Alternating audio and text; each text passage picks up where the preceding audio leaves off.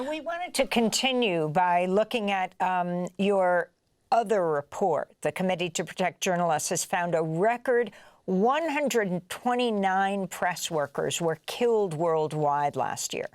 The Israeli military was responsible for 2/3 of all press killings worldwide due to attacks on journalists in Gaza, in Yemen, and Iran. More journalists and media workers were killed last year than in any of the previous 3 decades for which CPJ has collected data, and the previous record was set just the year before, in 2024. The number of journalists killed in Sudan and Ukraine also rose. But journalists were not only killed in conflict zones. CPJ documented journalists killed in Bangladesh, Colombia, Guatemala, Honduras, India, Mexico, Nepal, Peru, the Philippines, Pakistan, and Saudi Arabia as well. They were targeted often for their reporting on corruption and crime. According to CPJ, there have been very few transparent investigations, and no one has been held accountable for these deaths. Sara Qudah, if you could talk about the wider findings of this CPJ report. 100%. To start with, because the biggest number of journalists being targeted and killed, it was in Israel. This shows the systematic pattern that Israel is using to silence the journalists, whether by killing them, targeting them, imprisoning them, intimidating them, and also smearing them.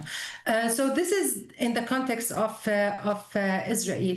Worldwide, we see that the journalists are being targeted because of their work. It is now the most dangerous time for journalists to work since we started documenting in 1992.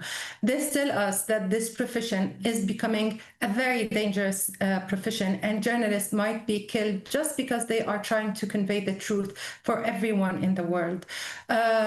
We have in this report, we have documented even new patterns of targeting the journalists. We documented using the drones, and it is a very high technology, sophisticated technology to target civilians. It was widely used in Israel, where at least 28 journalists were killed in Israel by drones. It was also used in Sudan widely by the RSF, used in Ukraine by the Russian military, where they killed 4 journalists in Ukraine, targeted by drones. It was also used in single incidents, once in Yemen and once in Iraq. So we can see that there's a new global trend in targeting journalists.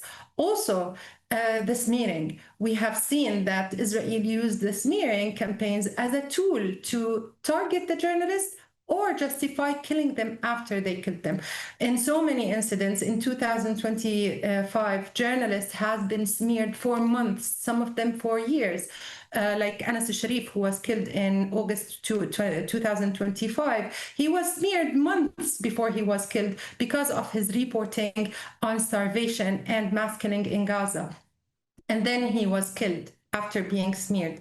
Other journalists were killed, and after they were killed, the Israeli authorities and the IDF said that they are terrorists, and we targeted them because they are terrorists. So we are seeing that the smearing is being used to justify killings and to target killings with full impunity, with no accountability or justice.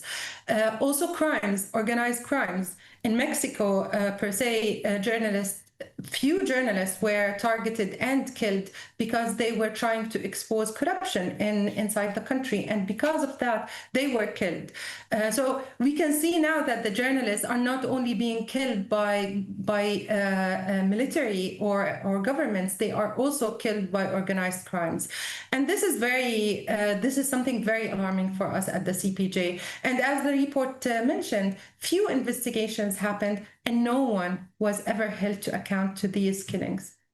And so, Sara, obviously you documented the killing of journalists in active war zones like Sudan, Ukraine, and Gaza. But you just mentioned Mexico. But in addition to Mexico, Saudi Arabia, Colombia, Bangladesh, Pakistan, can you tell us, are these killings that are mostly carried out by the state or by...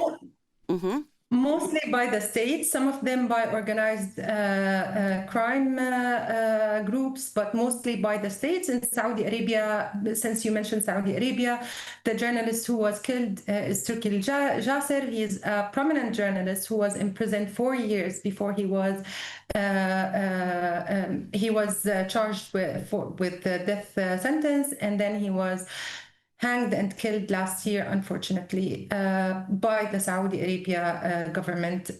In Yemen, the journalist who was killed by the Houthi army, which is a terrorist group, a terrorist designed group.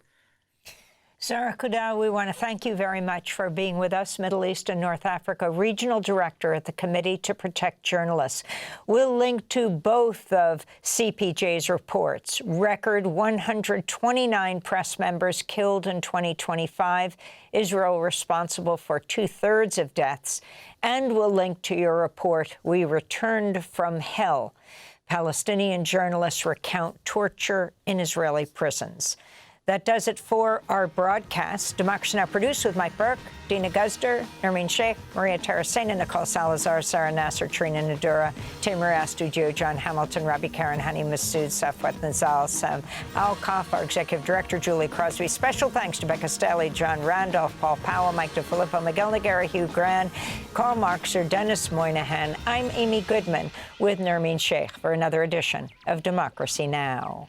Thanks for watching Democracy Now! On YouTube. Subscribe to the channel and turn on notifications to make sure you never miss a video. And for more of our audience-supported journalism, go to democracynow.org, where you can download our news app, sign up for our newsletter, subscribe to the daily podcast, and so much more.